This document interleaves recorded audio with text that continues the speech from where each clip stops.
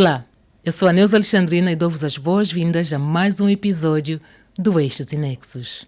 Hoje, no Eixos e Nexos, sentamos-nos com Kutana de Carvalho para uma conversa sobre raízes, mudança e o poder de ser simplesmente sendo. A minha convidada não é apenas cantora, ela é voz, é presença, é identidade. Kutana de Carvalho, bem-vinda ao Eixos e Nexos. Obrigada, Neuza. Fico muito feliz pelo convite. Bom dia, ou saudações de acordo à hora do dia aos telespectadores. E esperamos ter uma conversa descontraída. Exatamente, é só isso que se quer. Uma conversa leve e solta. Que bom, que bom, que bom. Kutana, se eu te pedisse para te apresentares, sem dizeres a tua profissão, afinal, quem és tu? Eu diria que sou uma pessoa simples, com emoções muito vívidas e simplesmente sou.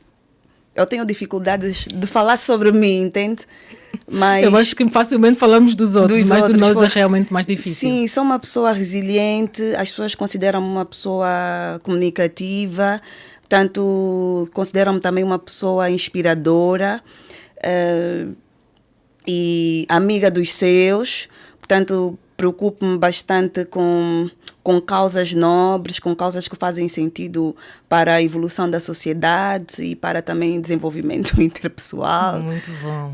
Portanto, só uma série de coisas que as pessoas acreditam que seja e eu concordo, né, porque identifico essas coisas em mim. Muito bom. Kutana, vamos falar um bocadinho sobre as tuas memórias de infância. És angolana, de Luanda, do bairro das Ingombotas.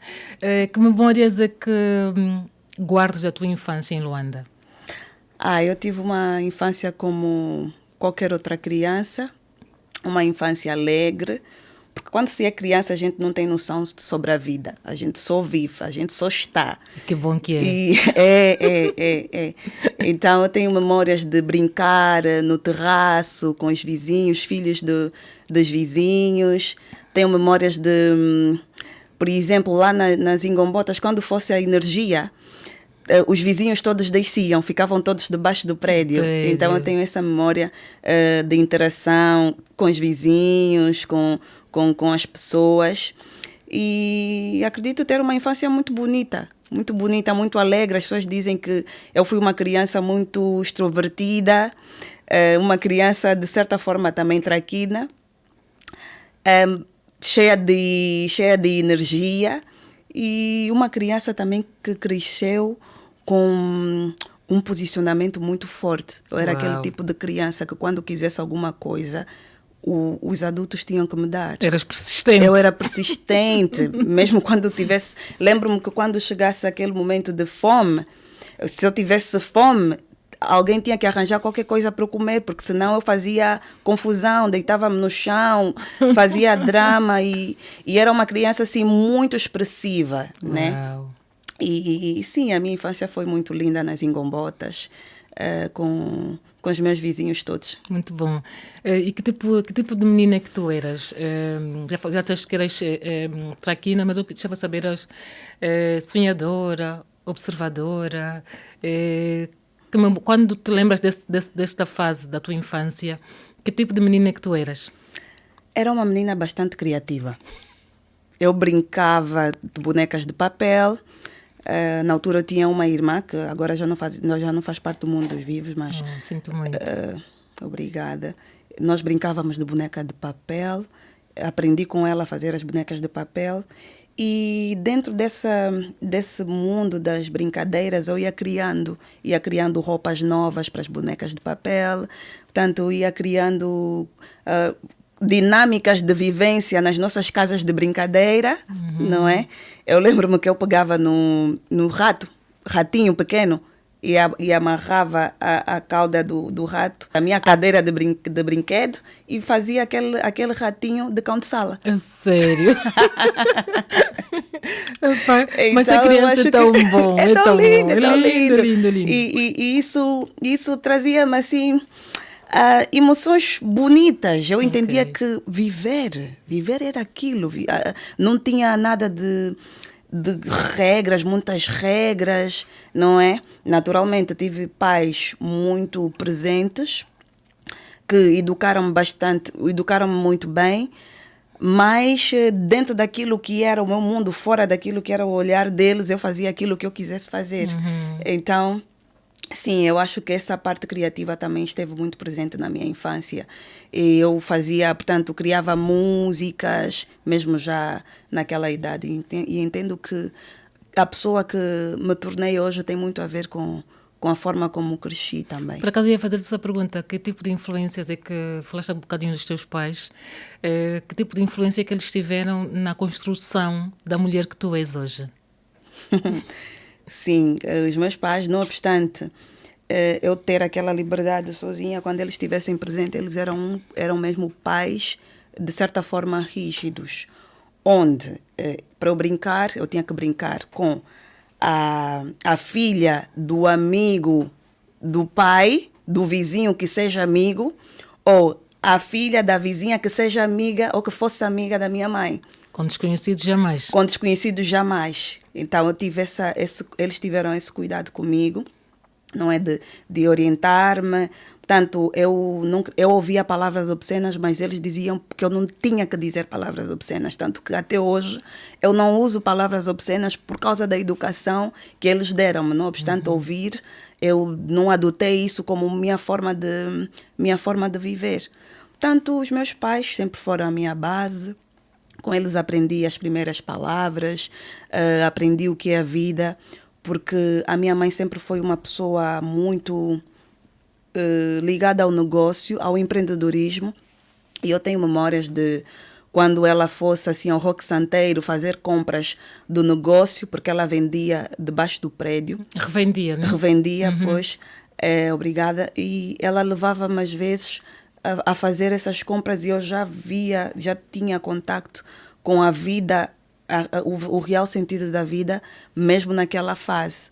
Okay. O meu pai também foi sempre alguém trabalhador, que sempre trouxe o sustento à casa, mas não obstante isso, a minha mãe sempre foi aquela mulher que nunca gostou também de ficar parada. E fazer a sua parte para contribuir. Isso é um bocado o que tu vês também hoje.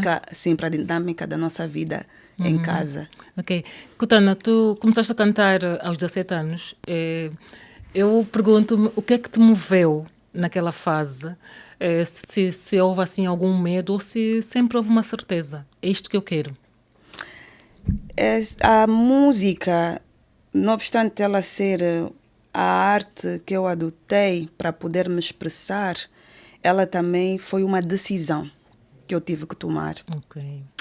Porque diante de tudo que eu via e vivia, como disse, os meus pais sempre foram muito rígidos. Então houve uma fase na minha vida que eu não tinha muita liberdade de expressão. E eu digo, de falar as coisas que eu achava que tinham que ser ditas. Então a música, ela veio para mim também de certa forma como uma terapia, de forma a trazer o meu real sentido sobre as coisas, sobre aquilo que eu penso, sobre aquilo que eu acho, e entendi que eu tinha uma opinião a passar e essa opinião precisava ser ouvida pelas pessoas. Então tive a decisão de começar a escrever, porque antes mesmo de começar a cantar, mais lá atrás eu escrevia, não é, aquilo que eu pensava, aquilo que não, sim, e que sentia, aquilo que eu não conseguia falar, eu escrevia. Eu falava por meio da escrita, porque teve uma fase na minha infância que eu cresci nas Ingombotas, mas depois eu tive que sair e fui viver em Viana. E em Viana também foi outra realidade. Okay. Foi uma realidade diferente da cidade. Claro. Onde eu experimentei de coisas diferentes, experiências diferentes. E foi aí onde a minha irmã, que eu disse inicialmente, perdeu a vida. E depois daquele incidente, aquilo teve um impacto tão grande na minha vida. Que idade tinhas nessa altura? Eu tinha, penso que 9, por aí, 9, 10 anos. Ela era mais velha que tu? Ela era mais velha que eu, por aí uns 3 anos. Okay. Aquilo teve um impacto tão grande na minha vida que eu não conseguia expressar. Encontraste na literatura um abrigo? Encontrei na literatura um abrigo de poder, portanto, escrever. Não obstante não levar uma vida literária, né, naquela altura, mas eu já comecei a escrever a partir daí. Ok. Enfim, hoje em dia, fazendo uma, digamos assim, uma retrospectiva, acreditas que as circunstâncias também trouxeram-te até aqui? Sim, naturalmente.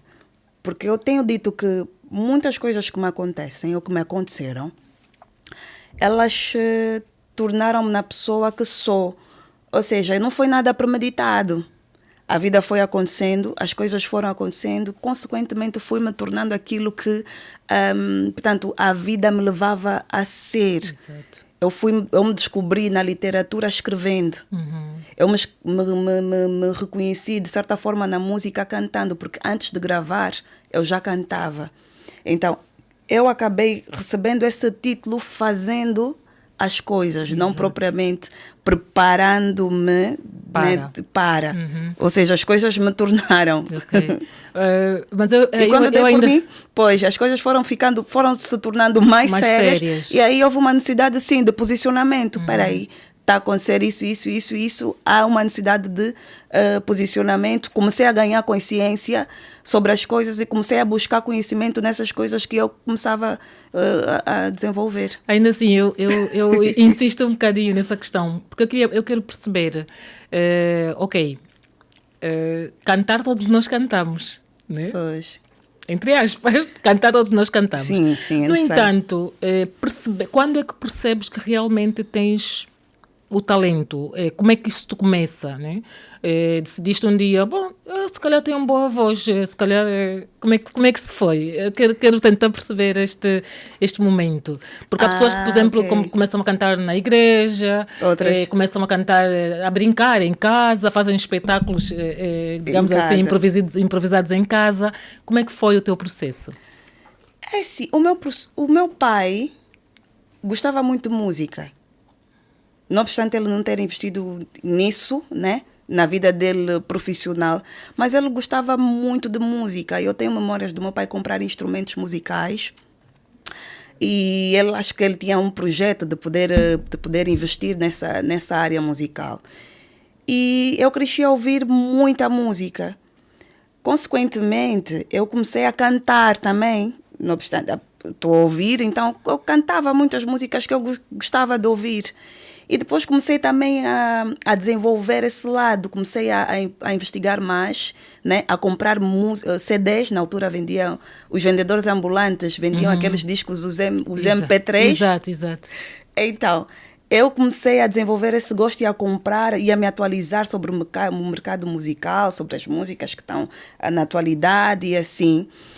E depois eu percebi que eu precisava cantar, porque eu já cantava sozinha, já cantava em casa. À medida que colocasse as músicas, eu cantava as músicas que colocava. E alguns vizinhos diziam, mas quem vive aí? Porque quando sempre a cantar. Tá sempre, as pessoas passavam pela nossa rua e ouviam a música alta, mas essa música está saindo de onde? E quando os vizinhos passassem pelo meu andar, porque eu vivia mesmo no interpiso, né? No interpiso, região interpiso, eles passavam, a minha porta era sempre a primeira. Então eles ouviam sempre música na minha casa e eles diziam, mas essa casa parece uma discoteca. E aquilo foi se tornando cada vez mais sério, que eu decidi começar a escrever, e eu comecei a escrever. Comecei a escrever aquilo naturalmente que eu vivia, que eu via, né? Aquilo que eu sentia a necessidade de expressar. E depois eu disse, espera lá, eu preciso tornar isso profissional? Tornar isso visível primeiro. A minha intenção inicialmente era trazer aquilo. Eu quis tirar aquilo de mim, quis apresentar aquilo. Eu não tinha traçado um plano depois daquilo. Eu só tinha entendido que eu tinha que marcar os passos necessários para que aquilo se tornasse real. E foi assim que começou a acontecer. Quando é que pusaste o primeiro palco? Onde é que foi? Lembras-te? Tens memória? O primeiro palco, não, mas o primeiro programa de televisão, sim. Sim. Na altura, o meu primeiro programa de televisão foi o Hora Quente. Na altura com o Pedro Nzage ainda ou com... Não, já não era o Pedro Nzage, era o Cabingano. O Cabingano Manuel, ok. Pois, Janeiro Pedro Unzage. E foi por acaso um programa muito lindo, diferente. Foi a minha primeira apresentação na televisão. Um pouco de frio na barriga, como naturalmente. Para uma primeira apresentação. Cantei ao vivo neste dia. E cantaste uma música da tua autoria ou... Cantei da minha autoria. Eu comecei sempre cantando músicas da minha autoria. Quando decidi apresentar-me como tal, eu decidi trazer músicas da minha autoria. Por quê? Porque eu entendia que eu tinha algo para as pessoas. Para expressar, então, para expressar. Eu tinha que trazer aquilo que vinha mesmo de mim. Eu não critico os intérpretes, não é? Respeito e algumas vezes interpreto, mas a interpretação não é algo que me caracteriza. Eu entendo que a pessoa interpretando está apenas a ser uma extensão daquilo que alguém recebeu. Ou seja, e eu como entendo que Deus tem algo para que eu possa passar também para as pessoas, então eu preferi na altura investir naquilo que realmente sentia da parte de Deus passar para as pessoas. Muito bom. O teu álbum Quatro Ventos foi um marco digital em Angola. Sempre foste assim visionária ou foi mesmo ousadia? Como é que foi esse processo? Eu sempre fui uma pessoa ousada. As pessoas dizem muito isso. Eu nunca tive medo de dar o primeiro passo. Há quem diga que eu tenho a unção do primeiro passo. Uau. És pioneira. O que é que significa isso, ser pioneira? Pois é isso, eu sou pioneira em muita coisa.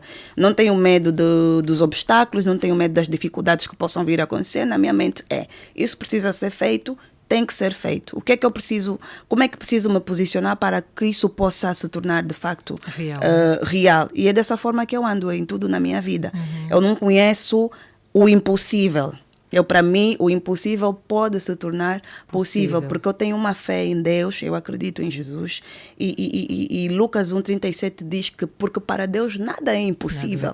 Então, eu não me atrevo, não me permito colocar limites naquilo que pode ser feito através de mim. Então, sim, o meu álbum foi essa extensão daquilo que sou, né?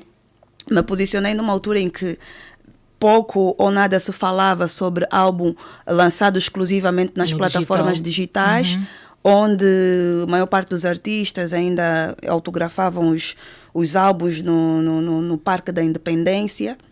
Eu disse, por que não lançar o álbum exclusivamente nas plataformas digitais? Eu entendi que o futuro apontava para aí, e não obstante não ter alguém que tivera feito isso, eu precisava ser essa pessoa para que então os outros pudessem fazer isso naturalmente. E foi um sucesso, correu bem? Correu bem, porque nas plataformas digitais não tem barreiras. Por isso é que o título do álbum foi Quatro Ventos. Exato. Tanto nas plataformas digitais, aquilo está aí, está eternizado. E está para o mundo, não é? Né? Sim, está para o mundo. Portanto, qualquer parte do mundo que quiser ter acesso a um conteúdo, a um álbum, né? Estamos aqui a falar do álbum, mas aqui o podcast que estamos aqui a gravar é um podcast que fica para a eternidade. Exatamente. Então, é basicamente isso. Para mim foi muito importante, muita gente inspirou-se, muita gente sentiu-se representada. E de repente tornou-se um normal, né? Tornou-se uma febre. Sim, de repente tornou-se um normal, tornou-se uma febre. Mas eu fiz isso também no lançamento do meu livro. Já vamos falar daqui a bocado. Pois, o lançamento físico dele, eu também fiz algo diferente. Eu juntei a música e a literatura. Porque a tendência é separar as coisas. Não, ou é música ou é literatura. Exato. Eu disse não. No dia do lançamento do meu livro físico, eu vou fazer a estreia do meu videoclipe. E foi assim, aconteceu. Assim. Muito bom. Muito bom, Kutana. Vamos agora fazer um bocadinho, vamos recuar um bocadinho na história. Ok. Trabalhaste 6 anos na banca. Certo. Como é que foi esse momento de transição? E já agora também queria perceber se houve assim algum momento em que pensaste, agora vou viver da minha arte. Conta-nos como é que foi este processo, esta transição. Pois, esta transição aconteceu de forma natural. Porque eu, enquanto bancária, eu sempre tive essa luta da música e a banca, música e a banca. Eu acabei gostando da banca, mas também porque era com a banca que eu conseguia sustentar o meu outro talento, né? Musical, no caso. E aconteceu que eu tirei férias. Tive que tirar férias, estava cansada. Estamos a falar de que ano? Estamos a falar do ano de 2020. Ok. Eu estava cansada da mesma rotina, das mesmas pessoas, dos mesmos lugares. Estava cansada de muita coisa, eu estava inconformada com muita coisa. Ok. Não obstante a minha carreira musical estar bem na altura, ia para muitos programas de televisão, aparecia em portais de notícias, jornais, mas aquilo para mim não era suficiente. Cheguei num momento que eu achei que aquilo era rotina, já era mais do mesmo para mim. E tinhas também noção que havia mais? Sim, eu tinha noção que havia algo mais, mas eu não conseguia expressar, não conseguia entender aquele remoinho, né, que sentia dentro de mim. Então decidi tirar férias. Tirei férias do mês, decidi vir para Portugal, passar as minhas férias. E na estadia cá em Portugal, a Covid estava ainda em França. Quando deu-se a minha data de regresso, a Covid instala-se aqui em Portugal. E aí foi quando eu tive que mudar completamente a decisão que eu havia tomado de apenas ficar por férias. O que aconteceu? Eu tive que deixar estar o meu regresso. Até porque fecharam as vias aéreas. Sim, fecharam as vias aéreas. Eu não tive mesmo alternativa. Ou tinha que estar. Já era o destino a empurrar-te para Portugal. Pois, já era o destino a empurrar-me para Portugal. Eu tinha que estar. Então deixei-me estar. A empresa na altura enviou um e-mail a dizer os funcionários que ficaram naquelas condições em Portugal ou noutras partes do mundo tinham mais um tempo para poder, portanto, esperar e ver se a situação da pandemia mudasse. Uhum. E, infelizmente, com o passar do tempo, as coisas foram cada vez mais se agravando. E aqui eu já não tinha mais recursos propriamente para poder me manter, então tive que começar a pensar a minha vida de outra forma. Exato. Foi assim que eu disse, não, eu vou ter que ficar. E como eu tinha o plano de poder inscrever-me na Sociedade Portuguesa de Autores, comecei a tratar o processo da minha documentação para a Sociedade Portuguesa de Autores e, consequentemente, afinal eram os documentos que era necessário mesmo para me legalizar aqui em Portugal. E aquilo foi acontecendo numa velocidade natural, ou seja, eu não consegui premeditar ou fazer um plano estratégico de viagem. Quer dizer, a minha estadia aqui decidiu por mim. Exatamente. Qual é que foi, na tua opinião, o maior conflito interno que viveste neste processo de estabilidade, né? Ou seja, entre a estabilidade e o propósito, qual é que foi o maior conflito interno que viveste? Eu vivi muitos conflitos porque aconteceram muitas coisas ao mesmo tempo. E uma das coisas foi eu ter perdido a minha mãe. E aquilo foi muito mesmo. Muito obrigada. Aquilo foi um impacto muito forte. Mas em que circunstâncias é que isto aconteceu, se me permites? Foi na sequência mesmo na sequência destas mudanças. Tive que ficar aqui por causa da Covid-19. Depois Não. Peço desculpa, se calhar não me fiz entender. Começaste por dizer que um dos conflitos foi teres perdido a tua mãe. Pois. E eu, se me permites, queria saber em que circunstâncias é que isso aconteceu. Sim, saúde. Sim, Foi uma situação de saúde, pneumonia. Ok. E eu tive a gerir várias emoções ao mesmo tempo. Tive a gerir a situação de estar distante do meu país, de estar distante dos meus amigos, dos meus familiares, da minha família, e depois ter perdido a minha mãe. Então, não foi fácil, foi muito difícil, porque quando eu tive... Portanto, as pessoas que estavam à minha volta eram pessoas que eu também ainda estava a conhecer, eu não confiava em ninguém. E lembro que houve um tempo que eu tive que me afastar de todo mundo, ir para um sítio mesmo isolado. E foi aí onde eu comecei a escrever, a acelerar o processo de escrita do meu livro Sendo Eu, que é este que está que está aqui. Mais uma vez, numa fase de luto, a escrita tornou-se abrigo. Mais uma vez a escrita tornou-se abrigo, porque eu lembro-me de várias noites sem dormir, várias noites em claro, onde eu não estava a entender o que estava a acontecer na minha vida, o que ia acontecer depois daquilo. Eu não conseguia pensar em nada senão escrever, senão trazer tanto memórias daquilo que me caracteriza, daquilo que vivi, do meu passado, do meu presente, né? Trazer aqui no meu livro. E depois, num prazo em menos de 5 anos, não obstante ter perdido a minha mãe, eu depois perdi o meu pai. Deus do céu. E portanto, foram mesmo choques muito grandes. E alguém que passa por isso e não muda, não sei o que pode mais acontecer para que a pessoa acorde para a vida, para que a pessoa se posicione e entenda a vida com propósito. E é dessa forma que eu vivo. Eu entendo a vida com propósito. Já não vivo por viver. Eu já não vejo as coisas conforme, se calhar, as pessoas comuns veem, não é? Isso mudou também, mudou a tua forma de olhar e de ver o mundo. Isso mudou a minha forma de olhar e de ver o mundo, o sentido de urgência, o quanto a vida é um sopro, o quanto hoje nós estamos aqui e amanhã podemos não estar mais. A ver? O quanto é importante nós valorizarmos, de certa forma, as pessoas que estão conosco, que damos por garantido.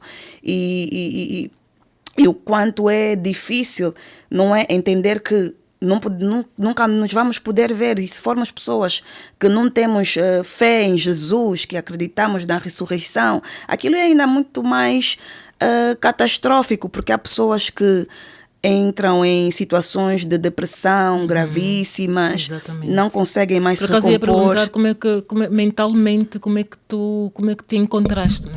Assim, a minha mãe sempre foi uma pessoa de oração. E eu recebi Jesus por meio dela, ela me ganhou para Jesus. Então ela deixou uma base muito forte, muito sólida.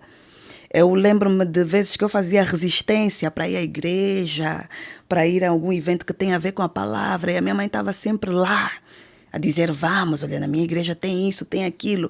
Uma das coisas, dos gatilhos que a minha mãe fez com que eu conseguisse ir à igreja foi que ela tocou no meu ponto mais fraco. Ela viu que eu gostava muito de música e ela disse, olha, na minha igreja tem umas meninas que têm uma voz de ouro, você vai amar conhecer. E na sequência disto, eu por acaso precisava de meninas para gravarem as músicas, alguns coros das minhas músicas, e decidi ir. Uau. Só para ter uma noção que foi nessas circunstâncias que eu acabei por ir e depois já não saí mais. Então, que bom. Amém. A minha mãe sempre teve esse papel muito forte, não é? Teve sempre uma fé muito forte e ela transmitiu isso, deixou-nos isso como um legado. Exatamente. Então a minha fé é uma forma também de professar, né, Jesus, mas também de me aproximar cada vez mais dela. Por isso é que eu nunca largo, nem penso em largar, porque pode me acontecer tudo. De tudo que já me aconteceu nessa vida, a única coisa que nunca me faltou foi Deus. Amém. Então, é sobre isso. Eu acredito que a fé foi uma forma de poder aguentar aspas, né? Aguentar, entre aspas, porque isso é um processo. É um processo, exatamente. Porque quando a gente perde, imagina, eles não estão aqui, mas a vida está a continuar. Exatamente. Existem aqueles momentos que nós precisamos de uma figura paterna ou de uma figura materna, né? E isso leva-nos outra vez a refletir, eu não tenho. Por exemplo, épocas de Natal, é muito complicado lidar com essas circunstâncias, porque tá todo mundo entre famílias, a preparar as coisas, o dia da mãe, o dia do pai, são momentos em que a pessoa reflete sobre isso, mas já não com aquela dor, não é? É com aquela... A dor com o tempo vai se amenizando. Sim, a dor com o tempo a gente consegue ajustar, né? À medida que vamos entendendo a vida noutras perspectivas. Porque imagina, nós africanos, nós temos dificuldade de lidar com a ausência. Com a perda. Porque não fomos educados dessa forma. Não é? Nós nem sequer falamos sobre isso. Bate na madeira. Bate não sei o quê. Não fala sobre isso. Então, nós emocionalmente não estamos preparados para perder quem quer que seja.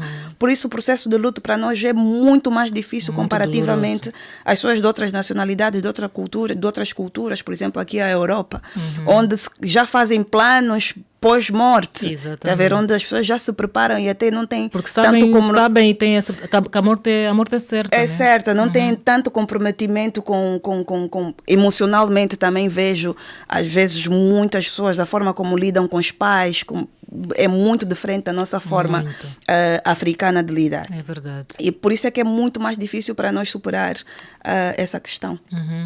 Vamos agora falar sobre esta mulher multidimensional. Meu Deus! Cantora, escritora, comunicadora, empreendedora. És inquieta ou estratega? Sou um pouco das duas coisas. Um pouco inquieta quando ainda não consegui alcançar aquilo que realmente pretendo. E estratega no sentido do meu posicionamento, onde eu me limito de muitas coisas. Por exemplo, eu não faço muita coisa que todo mundo faz. Me abdico mesmo para poder alcançar aquilo que vou traçando, né? Trabalhas no silêncio. Trabalho no silêncio. Sou muito trabalhar no silêncio porque... Porque, sabe, quando a gente fala muito sobre aquilo que a gente vai fazer, a gente depois já não tem energia para completar aquilo que a gente quer fazer. É verdade. E depois temos que ter noção que nem todo mundo está preparado para ouvir a dimensão dos nossos sonhos. Não estamos todos na mesma energia. Não estamos todos na mesma energia e nem todo mundo vai querer caminhar conosco. Então, para não termos aquela energia negativa, mais vale a gente caminhar em silêncio, fazer as coisas e as pessoas surpreenderem-se com o resultado. É um conselho que eu deixo aí para casa. Muito cuidado em trazer os teus planos, portanto... A ouvidos errados, a ouvidos errados, e até às vezes somos induzidos em alguns programas também, projetos futuros. O que é que estás a pensar daqui a mais um tempo? E eu já cometi muito essa lacuna, esse erro de dizer muita coisa que quisesse fazer. E eu comecei a perceber, por experiência, que à medida que eu fosse falando, eu sentia cada vez mais bloqueio. Exato. Algo não está a funcionar como eu achei que fosse funcionar. Ou seja, aquilo que eu podia fazer de forma mais leve, sem ter dito, eu acabava concretizando a mesma, mas de forma muito mais pesada. Então não é isso que se quer. Eu considero-me uma pessoa estratega e também, de certa forma, inquieta. Compreendo. E que bom que assim é. O teu audiolivro Sendo Eu foi lançado também no Dia Mundial da Voz. Foi coincidência ou foi já um manifesto? Foi algo premeditado. Boa. Foi. Porque eu gosto de trazer as minhas coisas em datas assim comemorativas, com significado, né, assim para a sociedade. E o Dia Internacional da Voz não podia ter escolhido um dia, né? Sim, não podia ter escolhido um dia melhor, né, sobre o lançamento, porque até o meu livro foi antes de ser lançado o livro físico, foi lançado o audiobook. Exatamente. Então faz tudo aí uma interligação. Sim, senhora. Podemos falar um bocadinho sobre o livro Sendo Eu. Por que Sendo Eu e de que é que nos fala? O que é que nos trazes? O que é que o leitor encontra neste Sendo Eu? O leitor no Sendo Eu encontra histórias reais, minhas, encontra algumas histórias também de outras pessoas, experiências que tiveram, encontra também um pouco de desenvolvimento pessoal sobre o autoconhecimento. Portanto, encontra realmente uma inspiração para poder seguir aquilo que nasceu para fazer. Porque muitas são as pessoas que seguem aquilo que o outro diz que tem que fazer. E nós temos que entender que a nossa vida não é linear. Nós não temos o mesmo propósito. Ou seja, Deus não colocou a cada um de nós os mesmos objetivos, o mesmo propósito. Somos pessoas diferentes e precisamos entender qual é o nosso propósito aqui na Terra para caminharmos em direção à concretização deles. Então, esse livro acaba sendo, sim, esse guia, de certa forma, para quem quiser tirar realmente aprendizados e aplicar na sua vida. Eu recomendo, por acaso, esse meu livro. Muito bom. Kutana, quem te vê, não vê apenas uma artista. Como eu disse no início, vê também identidade. Os teus looks falam. Tem África, tem força, tem raiz. A tua estética é também extensão da mensagem que tu queres passar? De certa forma, sim. Porque nós precisamos reconhecer e valorizar mais a nossa identidade, a nossa cultura. Com o advento do colonialismo, nós acabamos por perder muita coisa. Principalmente na cidade, nós temos ainda muita dificuldade de falarmos as nossas línguas. Por exemplo, Angola é um país grande, onde tem várias etnias. Portanto, nós temos o Kikongo, o Kimbundo, o Umbundo, o Chokwe, Nganguela. Nós temos uma imensidão de etnias que não evidenciamos muito na nossa forma de estar. Exatamente. E na nossa forma de nos apresentar. Aculturados. Sim, na nossa forma de nos apresentar ao mundo, não é? E eu trago, portanto, na minha estética, eu trago também um pouco sobre isso. Porque, pronto, eu faço parte da etnia Kimbundo. Estou a aprender o Kimbundo. Pretendo aprender outras línguas, né? Mas eu estou a aprender o Kimbundo. E o povo Kimbundo, portanto, é um povo que foi conhecido como os ditos assimilados naquela altura. Exatamente. Foi através do povo Kimbundo que portanto, estabeleceu-se a literatura escrita. Não obstante nós termos uma literatura oral, que são os contos que passavam, os nossos avós, os nossos pais aos seus filhos, os pais aos seus filhos. Portanto, o povo Kimbundo é um povo muito determinado. E só para teres uma noção, e acho que tens essa noção, a rainha Nzingambande veio também portanto, faz parte dessa etnia Kimbundo. E essa minha forma de ser, essa minha forma de estar tem muito a ver com a minha linhagem e tem a ver com algo que eu quero passar relativamente à minha origem. Muito bom. Então é uma extensão, sim. Eu em tempos vi um vídeo em que um jovem dizia: nós seremos a geração de avós que não fala Kimbundo, não veste panos, ou seja, deixamos a nossa identidade para trás, infelizmente. Né? Pois, infelizmente. Isso é uma pena. E tiveste no TEDx Oeiras, eu vesti-me dos nossos padrões. Portanto, a minha apresentação foi muito também voltada para esse lado, né, dos nossos padrões africanos e assim. Então, exato. Muito bom. Há algum símbolo africano que te representa, que tu gostas muito? Eu, por acaso, falaste agora do TEDx. Eu conheci a Kutana pessoalmente no TEDx Oeiras, e uma coisa que marcou-me muito foi, primeiro, a forma como ela entrava, subia naquele palco. Ela não só entrava para cantar, mas antes de cantar, ela fazia uma introdução daquilo que ela iria cantar, e muitas vezes ligava o tema da sua música com o próprio tema do TEDx. Isso encantou-me bastante. Sem falar dos looks. Os looks eram lindíssimos. Os brincos, era o continente africano. Era o continente africano. Lindíssimo. Sim, era o continente africano ou era de Angola? Era o angolano? Não, era no geral mesmo, era o continente africano. Porque... Era o continente africano, exato. Sim, sim. Na minha forma de me apresentar, eu trago isso de forma propositada, porque assim, já não estamos a falar o próprio Kimbundo, não é? Então, de alguma forma, a gente precisa trazer aquilo que nós somos. E as nossas roupas, as nossas cores têm significados próprios. Exato. É uma forma também de nos comunicar. Os nossos penteados. Sim, os nossos penteados também é uma forma da gente comunicar a nossa raiz. Portanto, a história conta que os nossos penteados eram usados como estratégias, muitas vezes, camuflar algumas coisas, exato. Camuflar algumas coisas. Então há sempre uma mensagem, né, que a gente passa simbolicamente, né, através da vestimenta, através dos acessórios. Exato. E assim. Que bom. Vamos agora falar sobre migração, reconhecimento e expansão.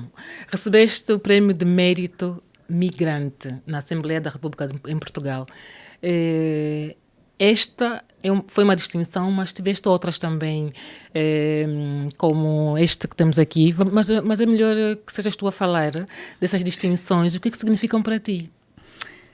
Estas distinções representam tudo aquilo que fui construindo até agora, mas, sobretudo, representatividade. Porque eu acredito que quando um chega, todos chegaram. Não é propriamente sobre mim, é sobre nós.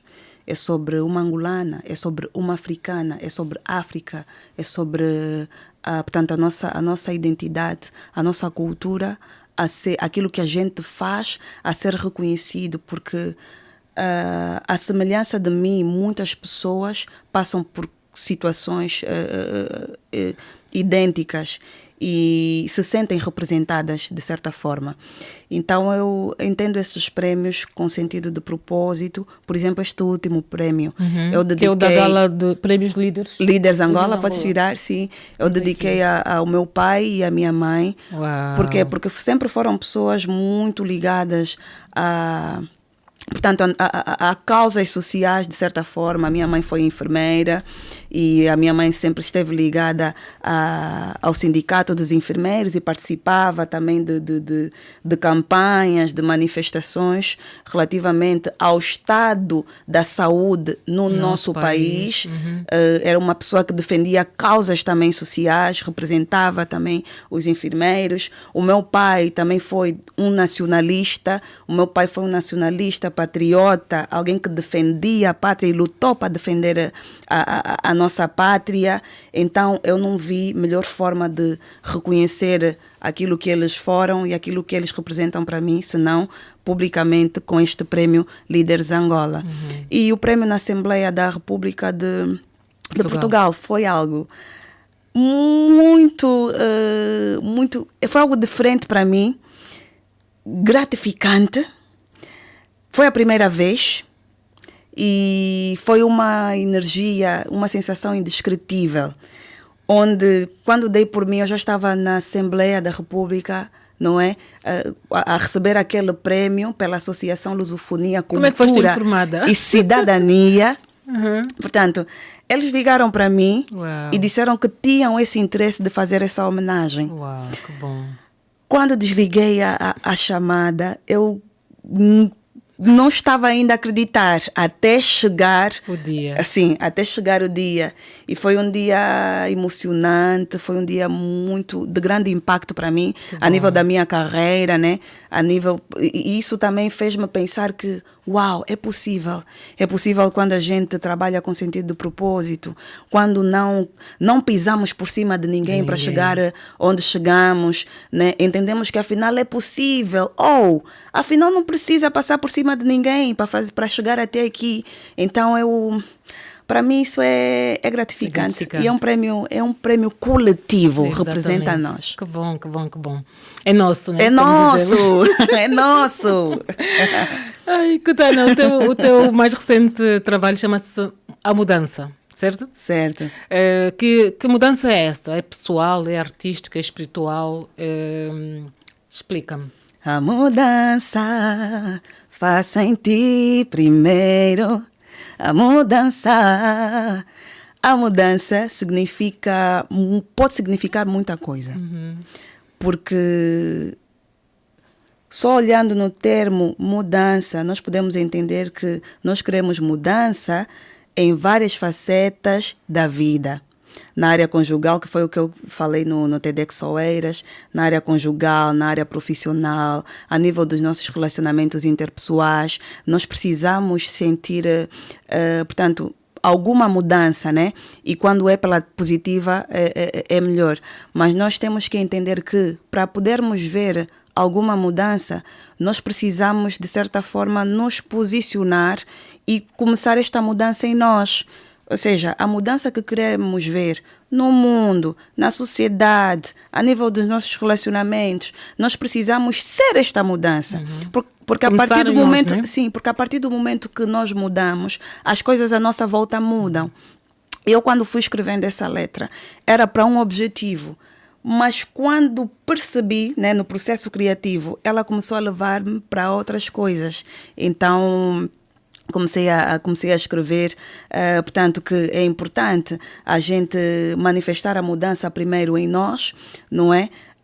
Porque muitas vezes, eu não sei se a Nelsa já se deparou com circunstâncias em que as pessoas falam, né, criticam-te sobre algo e tu reparas que é algo que esta pessoa precisa mudar. Exatamente. Ou seja, essa pessoa ainda não mudou, mas já quer te colocar numa posição que ela ainda nem sequer é exemplo para que assim aconteça. É verdade. Então eu comecei a refletir no processo criativo e disse, espera aí, aqui há algo mais que se possa dizer. Pronto, então maus hábitos dizes que tenho, leva-me a pensar que és perfeito. Foi uma forma assim irônica de dizer. E depois eu digo, deste mundo nada vamos levar, ganhas nada em me julgar. A mudança faça em ti primeiro. Gostei tanto dessa música, é linda, lindíssima. Obrigada, lindíssima. obrigada. Kutana, que transformação ainda queres provocar? Que tens uma mulher disruptiva, né? Transformação.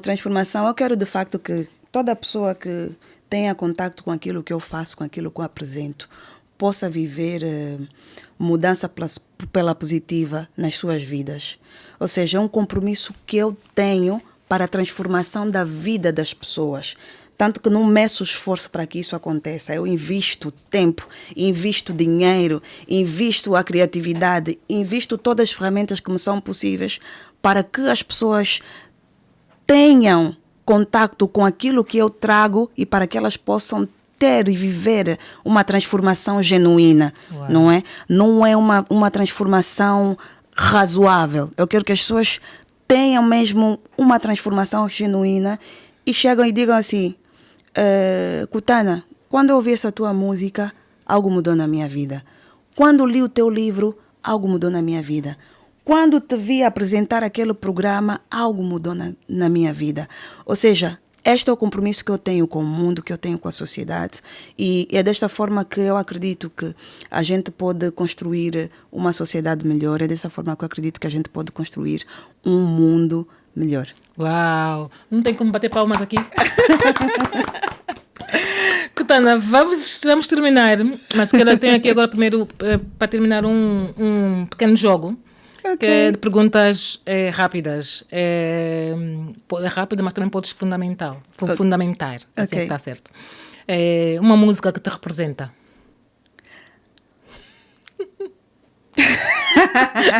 É difícil, né? É difícil. Todas as minhas músicas me representam. Não. Uma. Nem vem. Uma. Eu vou dizer a mudança. A mudança, eu estava pensando nisso. Porque eu depois tem uma estrofe que eu digo assim: sei que é mais fácil para ti apontar os meus erros, mas isso não te faz melhor do que eu. Quando foi a última vez que focaste em ti, talvez isso não te ocorre. Então, me representa tanto, porque eu sou uma pessoa muito direta e às vezes não acabo sendo bem entendida. Okay. Então, nessa música, eu consegui ser, de certa forma, direta, do jeito que eu gosto. Uau, boa. Uma cidade que te inspira? Luanda, meu semba. Que anda na sua cidade. Meu semba. Eu amo Luanda. Luanda. Muito, meu chão. Minha terra, meu chão. Esquece. Não tem como. Não tem como. Eu podia ter dito uma cidade da Europa, da América. A minha cidade. Minha cidade é linda, nossa. É de bem querer. Opa, tão bom. Kutana, o que é que te orgulha em ser angolana? A nossa resiliência, a nossa história, a nossa cultura, a forma como a gente entende e se posiciona na vida. Ou seja, nós somos pessoas super inteligentes, criativas, e muitos de nós não precisaram conquistar, portanto, uma graduação para ser. Portanto, nós somos, não é? Aquilo, portanto, a graduação vem depois da gente ser. Exatamente. Então, isso me orgulha muito, porque nós temos vários talentos a nível de várias disciplinas da arte, na literatura, na música, na dança, artes plásticas. Nós somos um povo bastante criativo. Amém. Então, na nossa cultura, essas coisas me inspiram muito. Que bom. Uma saudade. E os meus pais. Eu tenho muitas saudades dos meus pais e entendo que esses momentos bonitos que eu vou vivendo aqui, eu gostaria que eles fizessem parte, eu gostaria que eles vivessem. E a minha mãe já viveu até um pouco disso, porque ela tinha colegas que lhe davam boleia e assim, por ser minha mãe. Diziam, és filha da Cutana. E ela chegava a casa e dizia, olha, minha colega, aquela que andava de cara trancada, não sei o quê. Mas chegou até mim e me perguntou se sou tua mãe. Eu disse, então, mamãe, aproveita mesmo, agora é que ela vai te respeitar. Então, eu tenho muitas saudades da minha mãe, tenho muitas saudades do meu pai, porque a nível de personalidade eu herdei muito também do meu pai, posicionamento, coragem, herdei muito do meu pai, então muitas coisas eu gostaria que ele visse, que ele vivesse. Ele teve contato também com algumas apresentações minhas na televisão, ele leu um pouco do livro, sendo eu, antes de ser lançado o audiobook, porque eu tinha ainda só o PDF e ele já dei alguns textos, né, para ele poder ler. E ele dava-me dicas, às vezes, de algum programa. Houve um programa até que ele uma vez deu-me uma dica. Olha, filha, em vez de dançares assim, dançavas assim, aqui punhas a mão atrás e fazias assim, assim. Então, sinto falta dessas coisas. Então, saudade dos meus pais. Tenho muitas saudades deles. Claro que sim. É uma palavra que define a mulher que és hoje. Fé. Fé. A Bíblia diz que a fé é o firme fundamento das coisas que se esperam e a prova das coisas que não se veem. Então, para mim, a fé é a certeza. Eu sou uma pessoa que se posiciona dessa forma, com certeza, né? A fé, sobretudo em Deus, né? E que Ele pode fazer infinitamente mais, além daquilo que pedi ou pensei. É verdade. Amém. Cutana, para terminar, tu dizes que o resultado que se pretende alcançar amanhã depende do posicionamento que assumimos hoje. Sim. Que posicionamento é que estás a assumir agora? Eu estou a assumir um posicionamento de protagonista da minha história. Uau! Eu sou protagonista da minha história, eu sou responsável pelas minhas decisões e é dessa forma que eu vivo. Muito Portanto, eu não sou pendura, eu estou no volante. E Deus seguindo a direção de Deus, naturalmente. Sim. Que mensagem é que tu deixas às meninas angolanas que olham para ti e pensam, eu também posso, eu vejo a Cutana, ela consegue, por que eu não consigo? Por que eu não conseguiria? Pois, não desistam dos vossos sonhos. Antes de qualquer pessoa, você é a pessoa que precisa acreditar primeiro. Vocês têm aqui uma mulher que não foi descoberta, que se descobriu na música, na literatura e vou-me descobrindo noutras coisas mais. Então, não tenha medo, obstáculos vão sempre surgir, dúvidas sobre a tua capacidade, sobre a tua inteligência, sobre aquilo que você pode, vão sempre aparecer, mas de uma coisa você não pode ter dúvida, é do quanto você quer realizar aquilo e o que você está disposta a investir para que aquilo aconteça, sem passar por cima de ninguém. Uau, Cutana! Que bom! Obrigada por seres ponte, voz e presença. E que continues sendo, ou melhor, que continues a ser sendo. Tua pandula. Ah, tão bom. Adorei. Obrigada. Mas já agora, onde é que te podem encontrar? Onde é que podem encontrar o teu livro? Por exemplo, no meu site, www.cutanacarvalho.com ou cutanacarvalho.com, simplesmente. Nas minhas redes sociais, Instagram, Facebook, YouTube, TikTok. Portanto, estás em todo lado. À distância de um clique. Me podem encontrar à distância de um clique. Cutana, adorei ter-te aqui. Espero ter-te noutras oportunidades. Foi uma conversa leve, em que levo também daqui muito aprendizado. Obrigada, Nelza. Eu é que agradeço pelo convite e obrigada, telespectadores, pela vossa audiência. Muito bom. Muito obrigada. Foi mais um Eixos e Nexos. Não se esqueçam, compartilhem este episódio com as pessoas que precisam de conhecer a nossa convidada. Engajem muito, deixem o vosso like, os vossos comentários. Somente assim o YouTube vai perceber que o nosso conteúdo é relevante. Estamos juntos e até breve.